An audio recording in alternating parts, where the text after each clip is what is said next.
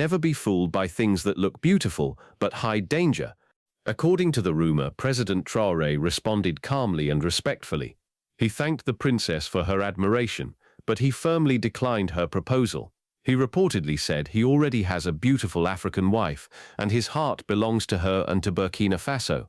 This response touched many people deeply because it showed loyalty not only to his family, but also to his nation. Hi guys, and welcome back to the Traoré Army. We have been really trying to update you with news. We can keep on because, as I usually say, I have 4 YouTube channels. Well, one of them is actually kind of a little bit, I'm not doing anything on that channel for now. I don't know why, because maybe I'm not doing exercises as much as I used to do.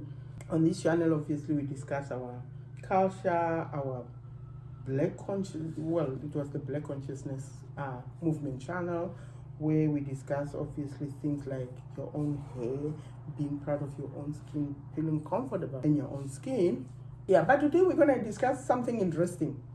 So Traoré was apparently offered, you know, the sister of the prince of, is it Saudi Arabia, where they have like prince and princess and kings and so on. I think it is. But I'm going to share the video and I was like, I'm not even surprised. You know, Traoré is a Muslim, we know that, and you know, as a Muslim you can have actually more than 1 wife. You can have up to 4 wives. I don't know whether up to 6 even.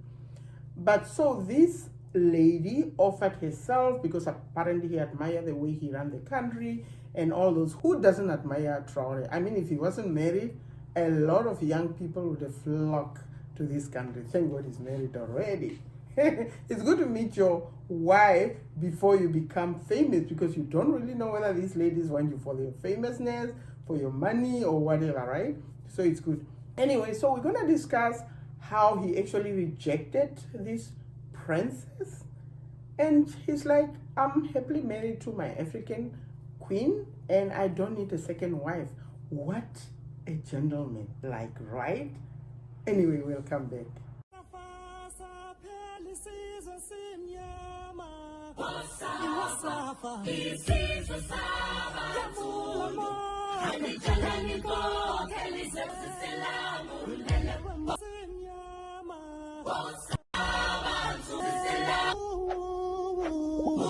Okay, so I'm obviously gonna start. I'm gonna obviously share the video right away. Listen to that, and then we can come back. I do not serve beauty, money, or power. I serve my people, and no distraction will ever remove me from my mission. Recently, a surprising rumor spread across TikTok, YouTube, and many African news pages. People started saying that a Dubai princess had asked President Ibrahim Traoré to marry her, and he said no. This story quickly went viral because it was unexpected and dramatic. Many people did not believe it at first, but when more videos and online posts began discussing it, the rumor grew bigger and bigger. People were shocked because the idea of a princess proposing to a president is already rare, and then the idea of him refusing her made the story even more interesting. Social media users began sharing their reactions, laughing, shouting, and celebrating. For many Africans, this rumor became a symbol of a strong leader who cannot be controlled or influenced. Even though the story is not fully confirmed by official governments, people reacted strongly to it. They saw it as a sign that no matter how beautiful or powerful the person is, President Traoré cannot be distracted from his mission. This is why the rumor became so popular. It wasn't just gossip, it represented something bigger: confidence, discipline, and loyalty, and that's why everyone kept talking about it. The rumor claimed that the princess openly said she admired Ibrahim Traoré. She reportedly watched his speeches online and said he was a man of courage, conviction, and destiny. She even said she was ready to be his 2nd, 3rd, or 4th wife, which made the story even more dramatic. This is what made people talk. A princess admitting her feelings is unusual. A princess offering to be a later wife is even more unusual. So people started asking, why would she do that? What is the real reason? Many people believed she had a hidden motive. They said maybe she wasn't just in love, maybe she was sent to distract him or influence him. People on TikTok and Instagram quickly started discussing the possibility of political strategy. They said powerful countries always try new tricks when old tricks fail. Some said the princess was a soft power tactic, a beautiful, gentle method to reach a leader who cannot be controlled with force. That is why the rumor exploded. It had drama, emotion, mystery, and politics all mixed together. And in today's world, a story like that spreads faster than fire. Many Africans reacted by saying, "This is not love. This is a tactic." Online comments said powerful nations have tried many things to stop Ibrahim Traoré. Some say they tried political pressure, threats, bribes, and even dangerous attempts. When all these failed, people believe they tried a softer approach, love. This idea came from history. People remembered old stories where powerful leaders were weakened, trapped, or controlled through relationships. So when they heard about the princess offering marriage, they immediately suspected political intentions.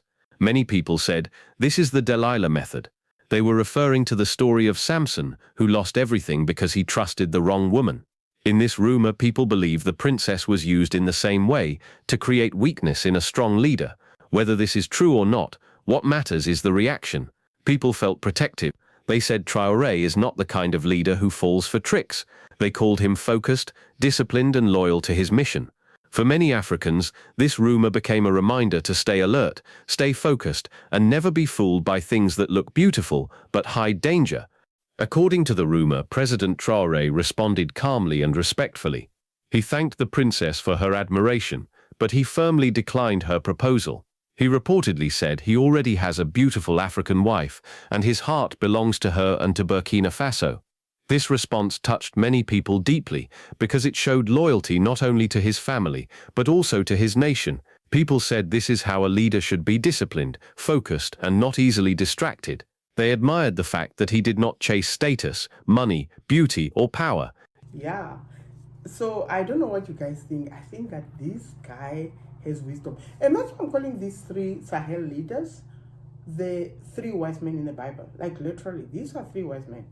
My goodness, the kind of, agenda they will stand up against, and even, the temptation of being able to be offered a second wife.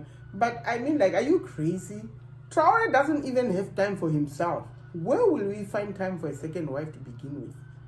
And, Traoré is very smart, because they might use this lady to even, get him. Because, like, they have tried so much to assassinate him. I think I shared in a previous video about his assassination, and I share a second time about how the plan was like worked out like throughout like crazy. Like what the heck? Like honestly speaking, guys. Anyway, I think we need to continue to pray for this wonderful young man. And yeah, I am wondering whether I can share about the whole kind of like thing speaking out against Trump. It's insane. Like, and I love that for Trump, eh? That for Trump, because I think Trump lies.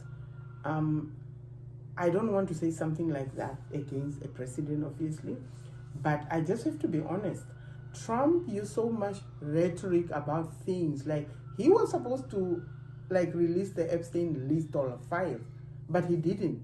So why did you lie about these things? And, oh no, you're gonna make sure that there's no wars. But Trump is actually the one looking for wars right now. So I feel like now, having talked about the president of Ghana as well, who was so against the US military in Ghana, and then when he became president, he just allowed it. I'm beginning to think that most politicians, except for the three Sahel, and I have to mention the president of Namibia and the president of Botswana. I had 7 good presidents that I thought, okay, these are good.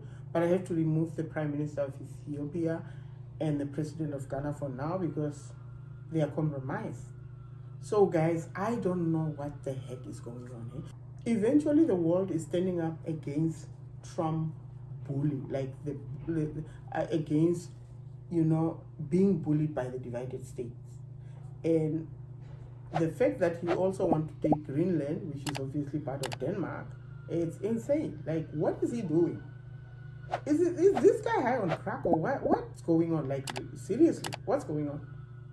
Anyway, thank you guys, and yeah, take care.